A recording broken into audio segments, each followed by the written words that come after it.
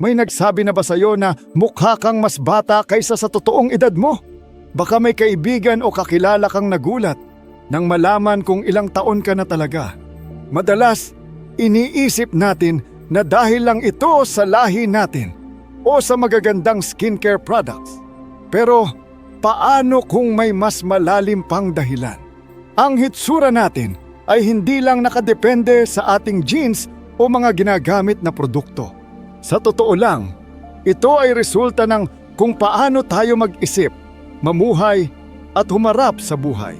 Ang ugali, paniniwala at mga desisyong ginagawa natin araw-araw ay may malaking epekto sa kung paano tayo tumatanda. Kung madalas kang sabihang mukhang bata, baka hindi lang ito swerte. Posibleng may ginagawa kang tama nang hindi mo alam. At kung gusto mong malaman kung paano mapanatili ang pagiging fresh at bata, hindi lang sa panlabas kundi pati sa loob, siguraduhing panoorin mo ito hanggang dulo. Huwag kalimutang i-like ang video at mag-subscribe para sa mas marami pang Stoic wisdom at life lessons. Tara, simulan na natin.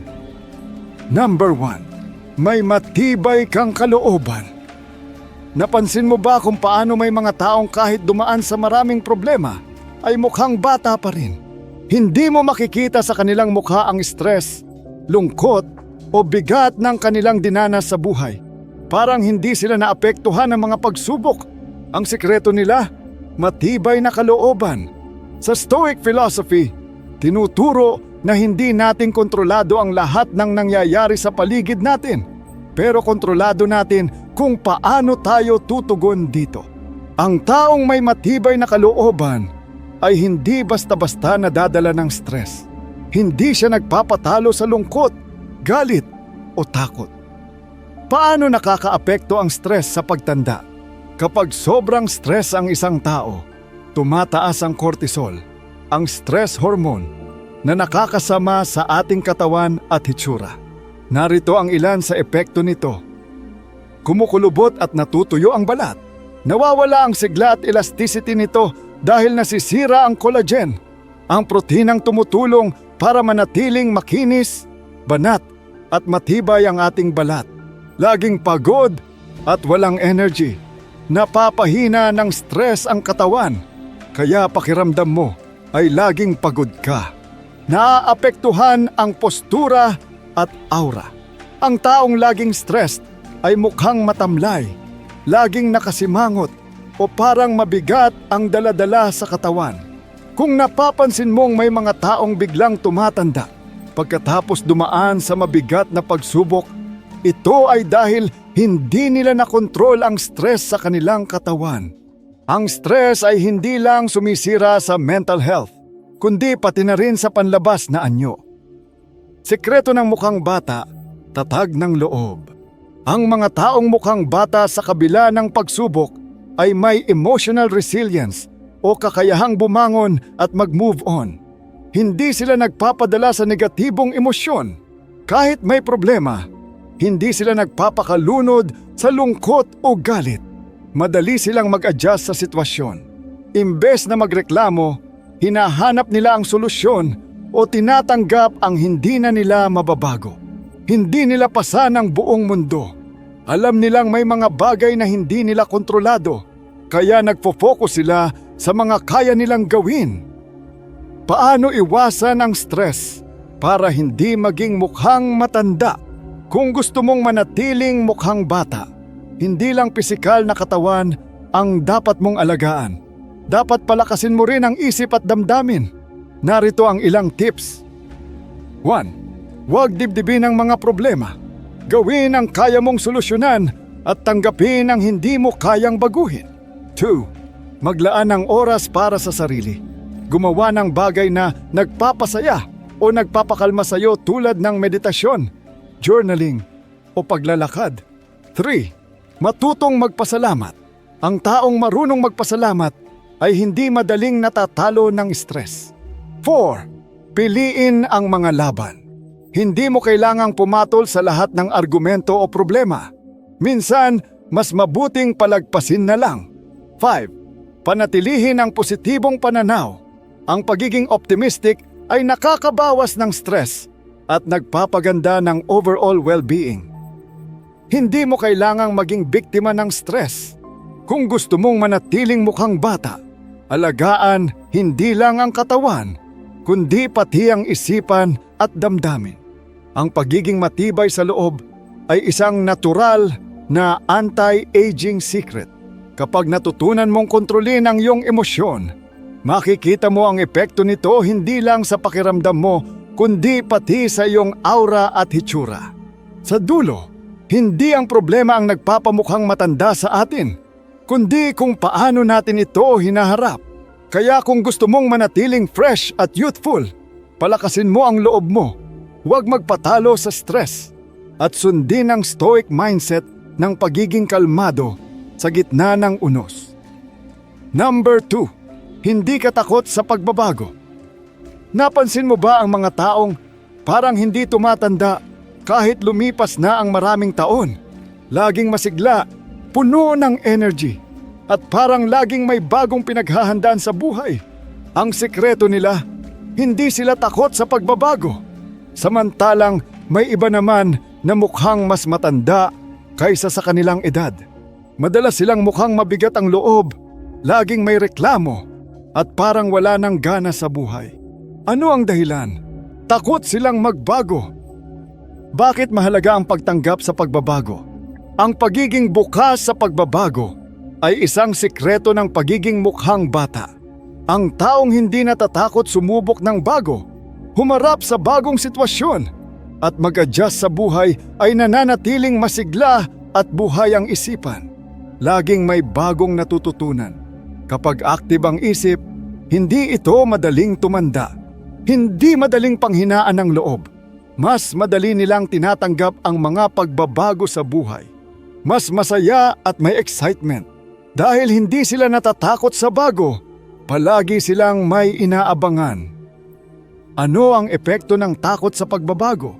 Kung ang pagiging bukas sa pagbabago ay nakakapagpanatili ng sigla, ang pag-iwas dito ay nagpapabilis ng pagtanda. Nagiging matigas at matamlay ang katawan.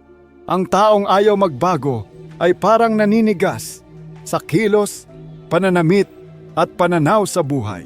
Laging stress at negatibo. Madali silang mainis kapag hindi nila kontrolado ang sitwasyon. Pakiramdam nila ay tapos na ang buhay nila. Kapag hindi na sila open sa bagong karanasan, unti-unting nawawala ang sigla sa kanilang buhay. Madalas, ang mga taong takot sa pagbabago ay naiipit sa nakaraan.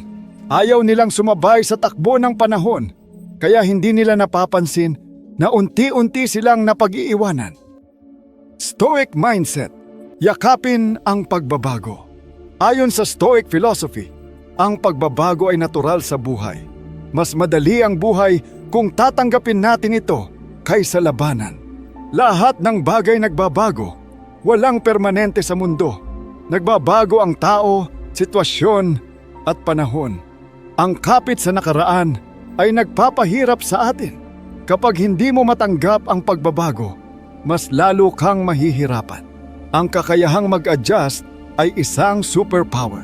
Kapag kaya mong sumabay sa agos ng buhay, hindi ka basta-bastang natitinag ng stress. Paano matutong tanggapin ang pagbabago?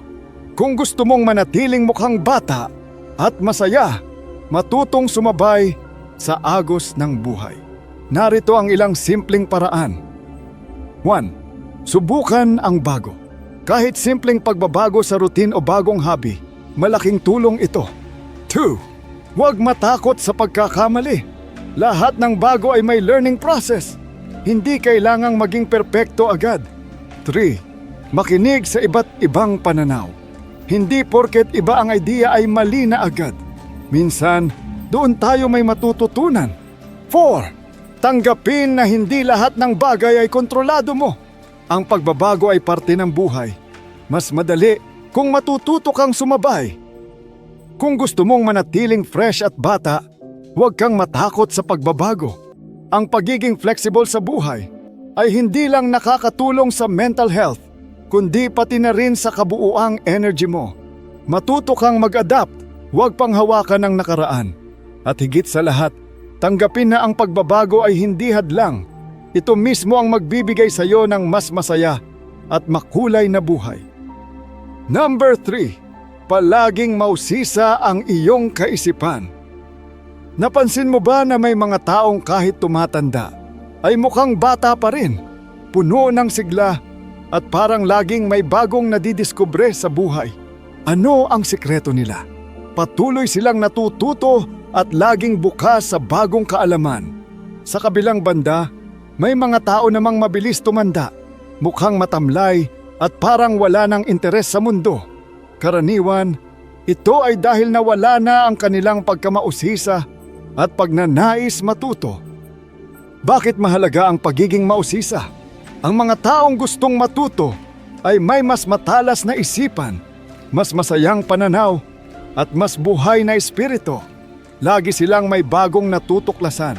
Ang patuloy na pag-aaral ay nagpapasigla ng utak at nagpapabagal ng pagtanda. Mas aktibo ang isip nila, parang muscle ang utak. Kapag hindi ginagamit, humihina ito. Mas nag-e-enjoy sa buhay. Hindi sila madaling mabagot at laging may bagong bagay na gustong subukan. Sa madaling salita, ang pagiging curious ay isang natural na sikreto para manatiling mukhang bata. Paano nakakatulong ang patuloy na pagkatuto sa utak? Ayon sa mga eksperto, ang pagiging aktibo sa pag-aaral ay nagpapabagal ng paghina ng utak. Narito ang ilang benepisyo nito. Pinapalakas ang memorya. Ang utak na laging ginagamit ay mas tumatagal at hindi agad humihina. Pinapabagal ang mga senyales ng pagtanda. Mas mababa ang chance ng mga taong mahilig matuto na magkaroon ng sakit tulad ng demensya. Pinapataas ang dopamine levels. Ang dopamine ay isang happy hormone na nagpapasaya at nagbibigay ng energy sa atin. Kaya kung gusto mong manatiling bata ang isip at katawan mo, huwag kang titigil sa pag-aaral at pag-explore ng bago. Ano ang nangyayari sa mga hindi na mausisa? Kung ang patuloy na pagkatuto ay nagpapanatili ng sigla, ang pagkawala naman nito ay nagpapabilis ng pagtanda. Mukhang pagod at walang gana. Nawawala ang sigla sa mukha ng taong hindi na interesado sa bagong kaalaman. Mas mabilis bumabagal ang pag-iisip. Kapag hindi ginagamit ang utak, mas mabilis itong humihina, nagiging stagnant sa buhay. Nawawala ang excitement at pakiramdam nila ay paulit-ulit na lang ang lahat. Madalas, ang mga taong hindi na mausisa ay mabilis mabagot at mawalan ng gana sa buhay. Pakiramdam nila, wala nang bago. Kaya hindi na sila natututo o na-e-excite sa mundo. Paano mapapanatili ang pagiging mausisa? Kung gusto mong manatiling masigla at mukhang bata, huwag kang titigil sa pagkatuto. Narito ang ilang simpleng paraan. 1. Magbasa ng libro o manood ng educational content. Kahit ilang minuto lang sa isang araw, malaking tulong ito sa utak. 2. Magtanong at mag-explore. Huwag matakot magtanong o subukan ng bago. 3. Sumubok ng bagong hobby o aktibidad. Kahit simpleng bagay tulad ng bagong pagkain o bagong gawain, may epekto ito. 4. Makipag-usap sa iba't ibang tao. Maraming matututunan sa pakikinig sa ibang pananaw at karanasan. 5. Maglaan ng oras para sa self-improvement. Hindi lang sa eskwela natatapos ang pag-aaral. Aralin din kung paano mas gaganda ang sarili at buhay mo. Ang pagiging mausisa ay hindi lang para sa mga bata. Ito ay ugali ng mga taong masayahin, aktibo at mukhang bata. Kung gusto mong manatiling fresh at youthful, hindi lang dapat katawan ang inaalagaan. Kailangan mo ring i-exercise ang iyong utak, patuloy na matuto, maging bukas sa bagong kaalaman at manatiling interesado sa mundo. Dahil ang taong may gustong matutunan ay hindi lang nagiging mas matalino, nagiging mas masaya, mas masigla at mas mukhang bata rin. Number 4. Malaya mong naipapahayag ang iyong emosyon. Napansin mo ba na may mga taong mukhang bata at magaan ang aura? Samantalang ang iba ay parang mas matanda kaysa sa kanilang edad. Isa sa mga dahilan nito ay kung paano nila hinaharap at inilalabas ang kanilang emosyon. Ang mga taong hindi natatakot ipahayag ang kanilang nararamdaman, masaya man o malungkot, ay mukhang fresh, relaxed at puno ng buhay.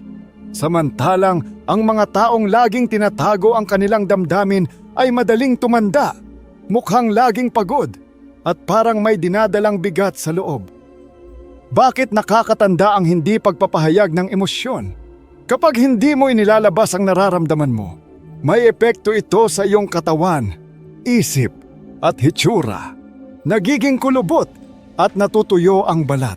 Ang stress hormones mula sa naipon na emosyon ay sumisira sa collagen ng balat, kaya nagkakaroon ng wrinkles at dull skin. Nagmumukhang laging pagod.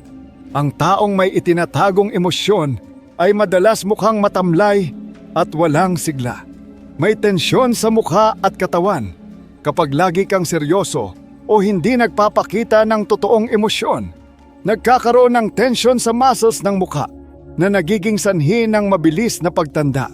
Kapag hindi mo ipinalalabas ang tunay mong nararamdaman, naiipon ito sa loob at nagiging stress na may negatibong epekto sa iyong kalusugan at hitsura. Bakit dapat mong ilabas ang emosyon? Ang mga taong marunong magpahayag ng kanilang damdamin ay mas mukhang bata at mas masaya sa buhay. Bakit? Mas kaunti ang stress nila. Kapag nailabas mo ang iyong saloobin, hindi ito naiipon sa loob kaya hindi ka mabilis ma-stress. Nagiging totoo sila sa sarili. Ang pagiging honest sa sarili ay nagbibigay ng kalayaan at kagaanan sa pakiramdam. Mas buhay ang kanilang energy. Ang taong marunong tumawa, umiyak o ipahayag ang nararamdaman ay mukhang mas buhay at mas magaan kasama. Hindi ibig sabihin na dapat mong isigaw ang iyong emosyon o maging impulsive. Ang tamang pagpapahayag ng damdamin ay may balanse. Hindi ito pinipigilan, pero hindi rin ito ibinubuhos sa maling paraan. Ano ang epekto ng pagpipigil ng emosyon? Kung ang pagpapahayag ng emosyon ay nakakabata, ang pagpigil naman nito ay nagpapabilis ng pagtanda at nagpapahirap sa mental health. Laging mabigat ang loob. Ang taong hindi marunong maglabas ng damdamin ay parang may dinadalang bigat sa puso at isipan. Nagiging iritable at madaling ma-stress.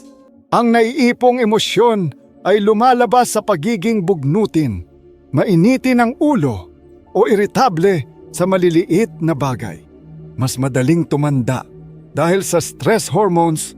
Ang taong hindi expressive ay mas madaling magkaroon ng wrinkles at mukhang pagod. Paano mo maihahanda ang sarili sa mas malayang pagpapahayag ng emosyon? Kung gusto mong manatiling mukhang bata at mas magaan sa pakiramdam, matutong ilabas ang iyong damdamin sa healthy na paraan. 1. Maging honest sa sarili. Kung may nararamdaman ka, huwag mong itanggi. Alamin kung ano talaga ang pinanggagalingan ng emosyon mo. 2. Makipag-usap sa taong pinagkakatiwalaan mo. Minsan, ang simpleng pagbabahagi sa kaibigan o pamilya ay sapat na para gumaan ang loob mo. 3. Isulat ang iyong nararamdaman. Kung hindi mo kayang sabihin, isulat ito sa journal para mailabas mo ang emosyon sa tahimik na paraan. 4. Gamitin ang creativity. Ang pagsayaw, pagpipinta, pagsusulat, o pakikinig ng musika ay maaaring maging paraan ng pagpapahayag ng emosyon. 5. Mag-relax at huminga ng malalim.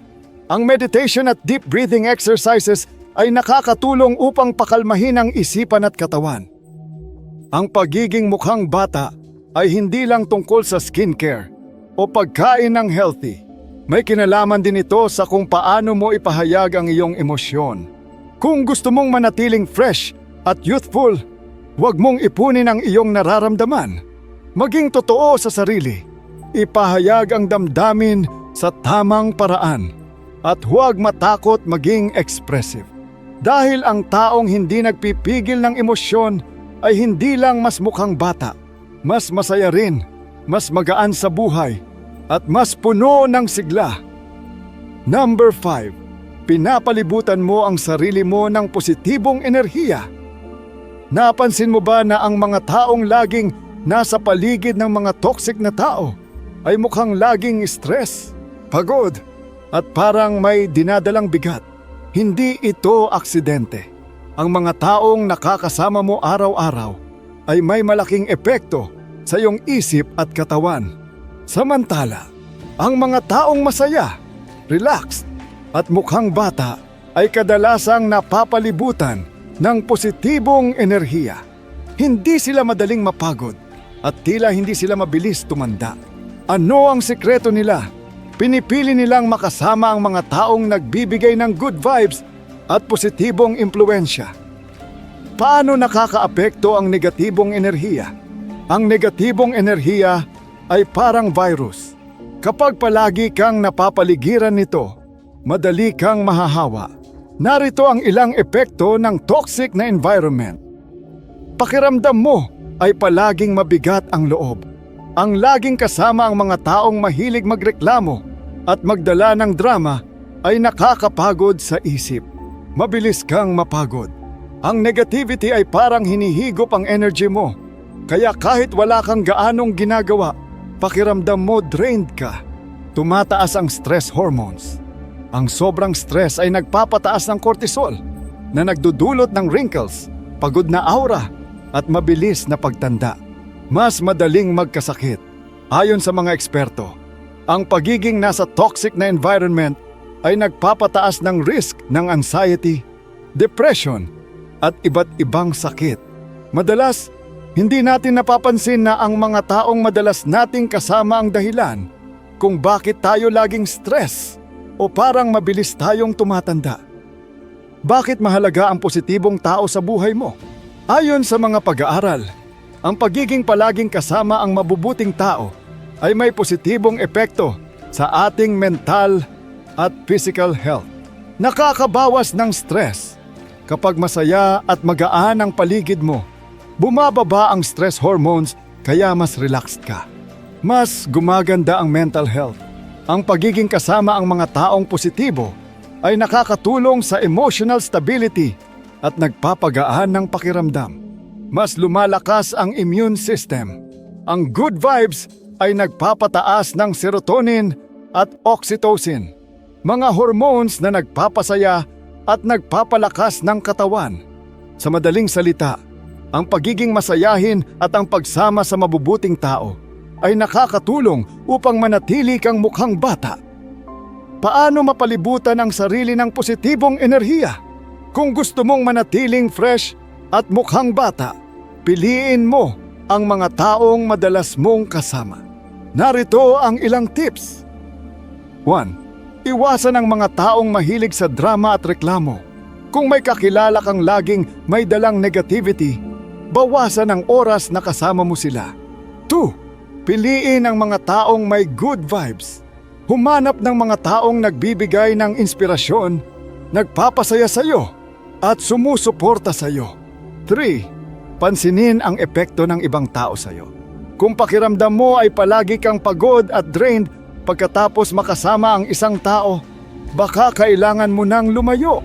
4. Ikaw mismo ay maging positibong tao. Ang good energy ay parang magnet. Kapag ikaw mismo ay masayahin at positibo, mas dadami ang taong may parehong energy na lalapit sa iyo. 5. Ayusin ang paligid mo. Bukod sa mga taong nakakasama mo, mahalaga rin ang space mo. Linisin ang paligid, makinig sa uplifting music, at gawin ang mga bagay na nagpapasaya sa iyo. Kung gusto mong manatiling mukhang bata at masaya, hindi lang skincare, tamang pagkain at ehersisyo ang kailangan mong gawin.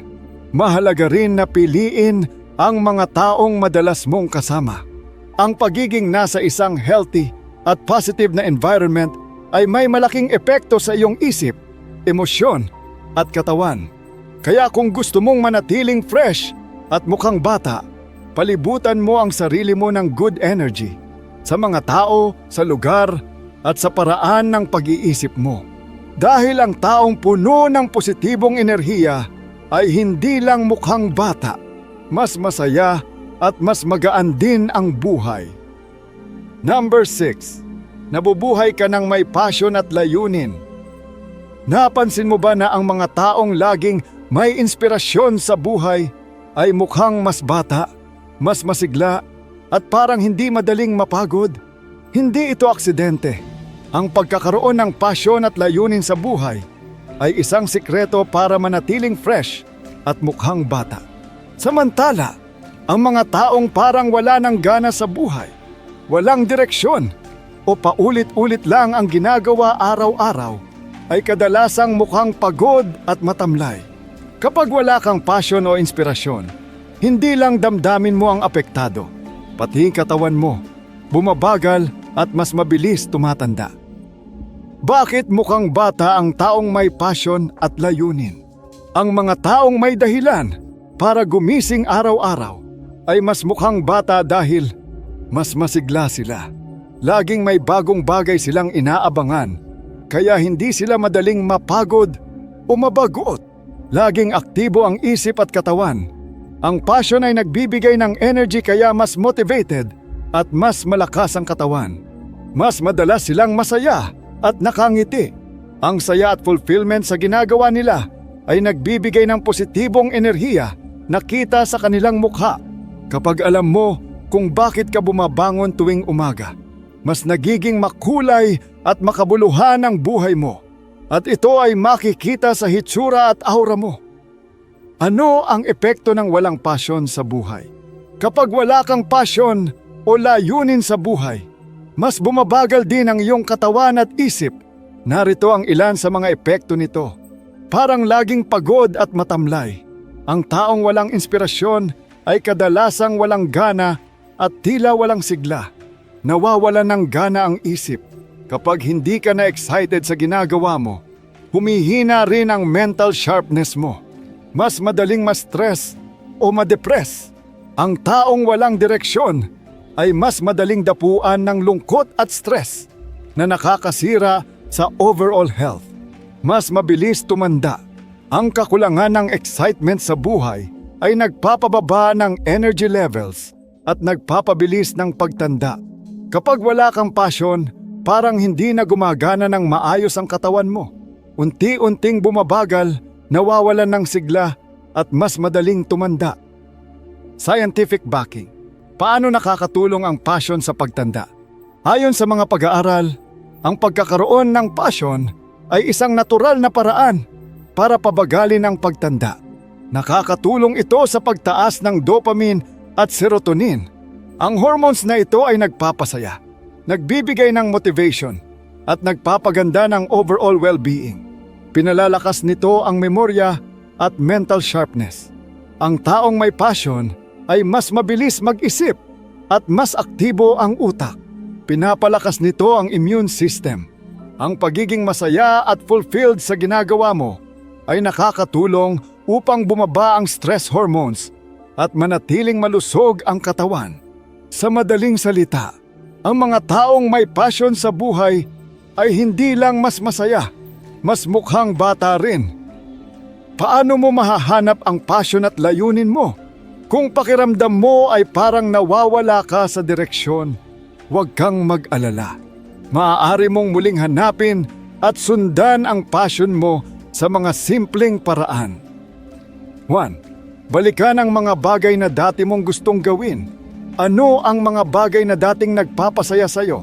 Subukan mong ibalik ang interes mo sa kanila. 2. Subukan ang bagong bagay. Minsan, natutuklasan natin ang passion natin sa pagsubok ng bago, tulad ng isang hobby o bagong skill. 3. Makipag-ugnayan sa mga taong may inspirasyon sa buhay. Ang mga taong may passion ay maaaring maging inspirasyon mo rin upang mahanap ang sarili mong layunin. 4. Gumawa ng maliit na hakbang araw-araw. Hindi kailangang biglaan. Kahit simpleng step lang papunta sa gusto mong gawin ay malaking tulong na. 5. Itanong sa sarili, ano ang bagay na ginagawa ko na hindi ko namamalayan ang paglipas ng oras? Madalas, ang passion mo ay ang bagay na kayang-kaya mong gawin nang hindi ka nagsasawa. Kung gusto mong manatiling mukhang bata, hindi lang katawan ang dapat alagaan. Dapat alagaan mo rin ang iyong puso at isip. Ang passion at layunin sa buhay ay nagbibigay ng sigla, saya at inspirasyon. At ito ay makikita sa iyong mukha, kilos at energy. Ang taong may dahilan para gumising sa umaga ay hindi lang mas masaya, kundi mas fresh at youthful din. Kaya kung gusto mong mapanatili ang youthful glow, hanapin at sundan mo ang bagay na tunay na nagpapasaya sa iyo. Dahil ang taong may passion ay hindi lang nagiging matagumpay, mas nagiging masaya, mas puno ng sigla, at mas mukhang bata rin. Number 7. Marunong kang magpatawad at mag-move on. Napansin mo ba na ang mga taong mukhang fresh, magaan kasama, at laging masaya ay hindi nagdadala ng sama ng loob mula sa nakaraan? Ang sikreto nila, marunong silang magpatawad at mag-move on. Samantalang may iba naman na laging mukhang pagod, bugnutin, at parang may dinadalang bigat sa buhay. Madalas, ito ay dahil hindi pa nila napapalaya ang sarili nila mula sa sakit, galit, o pagsisisi sa nakaraan. Bakit ang pagpapatawad at pag-move on ay nakakabata? Ang taong hindi nakakapit sa nakaraan ay mukhang mas fresh at masaya dahil hindi sila madaling ma-stress. Alam nilang hindi makakatulong ang galit at hinanakit, kaya pinipili nilang mag-move on. Mas magaan ang kanilang aura. Ang taong hindi nagdadala ng bigat sa puso ay mas mukhang relaxed at puno ng sigla. Mas positibo ang kanilang pananaw. Ini-enjoy nila ang kasalukuyan kaysa manatili sa nakaraan. Kapag natutunan mong bitawan ang sakit at sama ng loob, hindi lang gagaan ang loob mo, kita rin ito sa iyong mukha. Ano ang epekto ng hindi pagpapatawad? Kung hindi ka marunong magpatawad o mag-move on, ikaw rin ang mahihirapan. Narito ang ilang negatibong epekto nito. Mataas ang stress levels. Ang pagiging bitter ay nagpapataas ng stress na nagiging sanhi ng mabilis na pagtanda. Mas mukhang matanda at pagod. Ang taong laging may hinanakit ay kadalasang may wrinkles, stress lines, at matamlay na mukha. Laging mabigat ang loob. Ang hindi pagpapatawad ay parang pasan sa likod. Ikaw lang ang nahihirapan, hindi ang taong nagkamali sa iyo. Sa totoo lang, ang hindi pagpapatawad ay mas nagpapahirap sa iyo kaysa sa taong kinasasamaan mo ng loob. Paano nakakatulong ang forgiveness at mindfulness? Ayon sa mga pag-aaral, ang pagpapatawad at pagiging mindful ay may positibong epekto sa katawan at isip. Pinapababa nito ang stress hormones. Kapag nagpapatawad ka, bumababa ang cortisol levels, kaya mas relaxed ang katawan. Pinapalakas nito ang immune system. Ang mas mababang stress ay nagpapalakas ng resistensya laban sa sakit. Pinahahaba nito ang buhay. Ang mga taong hindi mahilig magkimkim ng galit ay mas madalas maging masaya at mas mahaba ang buhay. Sa madaling salita, ang pagpapatawad at pag-move on ay hindi lang para sa emosyonal na kalusugan. Nakakatulong din ito para manatiling mukhang bata. Paano matutong magpatawad at mag-move on? Kung gusto mong maging mas magaan ang buhay mo, subukan ang mga tips na ito. 1. Tanggapin na hindi mo na mababago ang nakaraan. Huwag mong sayangin ang oras sa pag-iisip sa mga bagay na tapos na. 2. Huwag hayaang kontrolin ka ng galit. Ang sama ng loob ay parang lason. Ikaw lang ang nasasaktan, hindi ang taong kinasasamaan mo ng loob. 3. Matutong magpasalamat. Mag-focus sa kung ano ang meron ka ngayon kaysa sa mga pagkukulang ng iba noon. 4. Palibutan ang sarili ng positibong tao. Mas madaling mag-move on kung kasama mo ang mga taong nagbibigay ng good energy. 5. Maging present sa kasalukuyan. Matuto kang mag-focus sa ngayon kaysa bumalik ng bumalik sa sakit ng kahapon. Ang pagpapatawad at pag-move on ay hindi lang tungkol sa pagiging mabait. Ito ay may direktang epekto sa iyong katawan, isipan at hitsura. Kapag natutunan mong bitawan ang galit, sakit at pagsisisi, mas magiging magaan ang iyong buhay. Mas magiging relaxed ang iyong mukha at mas magmumukha kang bata. Kaya kung gusto mong manatili ang fresh at youthful energy, huwag mong hayaan na sirain ng nakaraan ang kasalukuyan. Matutong magpatawad, bitawan ang sakit at mabuhay ng mas magaan. Dahil ang taong malaya sa hinanakit ay hindi lang mas masaya, kundi mas mukhang bata rin. Ang pagiging mukhang bata ay hindi lang dahil sa jeans o kung anong skincare ang gamit mo. Mas mahalaga ang mindset, ugali at mga desisyon mo sa buhay. Paano mo hinaharap ang stress? Paano ka nag-move on sa nakaraan? At kung sino ang madalas mong kasama? Lahat ng ito ay may epekto sa iyong hitsura at kalusugan. Ngayon, gusto kong marinig ang kwento mo. Ano ang pinaka-wild na age mistake na sinabi sa'yo? May nagsabi na bang mukha kang mas bata ng 5, 10 o kahit 15 taon? I-share mo sa comments! At kung gusto mong patuloy na matuto ng Stoic Wisdom para sa mas kalmadong at mas maayos na buhay, huwag kalimutang mag-subscribe. I-share ito sa isang kaibigan na mukhang bata pa rin. Baka gusto nilang malaman kung bakit. At syempre, i-like ang video na ito kung gusto mong manatiling youthful hindi lang sa itsura, kundi pati sa isip at damdamin. Salamat sa panunood. Panatilihin nating fresh at magaan ang ating pananaw sa buhay.